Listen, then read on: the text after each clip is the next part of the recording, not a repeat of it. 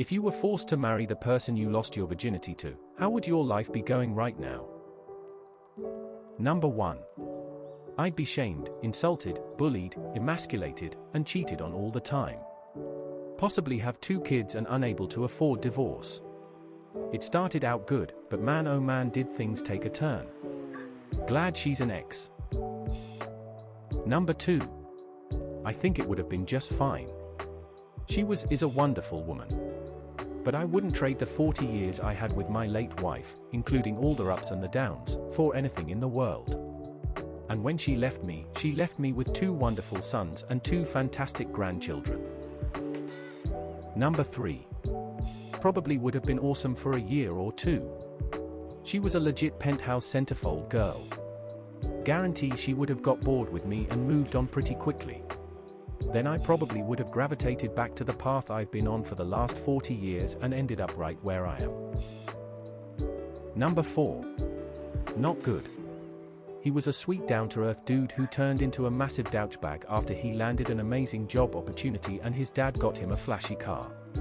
It's like he turned into the biggest douche overnight and then dumped me over the phone, probably because he thought he was now out of my league. My heart was broken, but life goes on. I learned many years ago that he lost this high-profile job, and because he got this job through nepotism and not because he actually knew what he was doing, he couldn't find the same type of job or at least work in the same field. He got recommended by a company to get a degree, which they would sponsor, so he could return to the industry, but he refused because he was under the impression that he knows more than everyone. He did nothing about the situation and ended up working at a gas station where he still is now. I can't imagine how someone with this attitude could be a good partner in life. I would have been miserable. Number 5.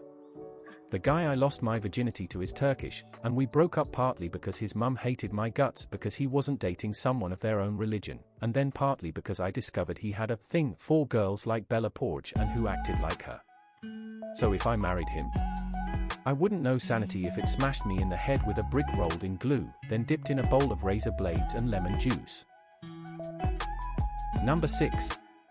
I've thought about this from time to time. She ended up getting engaged a few times but never married. Ended up getting pregnant from a sperm donor and has been a single mom by choice for the last decade. Recently she came out not exactly as transgender but more like non-binary. Seems to be happy. I honestly have no idea what would have happened if we'd ended up together. I didn't and still don't want kids, so that may have been a stumbling block.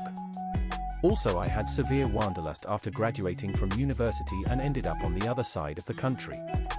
Not sure if I would have been interested in staying in our hometown, and I'm pretty sure she never had any interest in leaving. So either things would have hit some major roadblocks and we'd have split up after a few years. Or maybe I'd end up comfortable and lose the desire to move away and maybe settle down and have kids. Unlikely though. Number 7. It wouldn't be terrible, he's a good dude and we agree on a lot of life stuff. We'd have a fun lifestyle except in the bedroom, we stopped being compatible and that's why I broke up with him. Number 8. She's my girlfriend at the moment and has basically lived in my place for the last month, so hopefully good. Number 9. We'd be living in a van, down by the river. No, just kidding, we'd probably be doing great. He wouldn't have gone to drugs, lost his teeth and living in a trailer because I'm a driven, hard-working woman who lifts those up around me. Number 10. Bad, very bad. She was into free love, so I doubt she would have remained faithful. She also did a lot of drugs on the stronger end of the scale, coke, mushrooms, etc. She wasn't a bad person and we had a lot of fun together, but we connected through a college project and knew it was only going to be a short-lived physical relationship and not some great love story, so about a month in we shook hands and parted ways. Number 11. Eventually we would have moved out of her car. Probably in with her mother until she got pregnant with this guy named Cliff. Then, I would have moved back home since I was still in high school and I would probably have continued to make more or less all the same mistakes. But right now would be fine because it's been decades and I'm off on a new mistake-laden venture, but this time she has a house. Number 12. Well, she was an awful person. So it would be miserable. She wanted me to hit her. I refused. She said her ex was more of a man than I was because he would. She then turned several of my close friends against me. Pretty sure she also cheated on me, but have no proof, nor did I care after everything else. Number 13. I'd be in a homosexual relationship now. No, I am not gay. Yes, she was a woman when we did it. She became trans shortly after, not sure what that says about me. Number 14. I'd be in an insane asylum, voluntarily just to get away from him. Dude had no read of the room and talked incessantly about politics or was devil's advocate, even on topics he agreed with you on.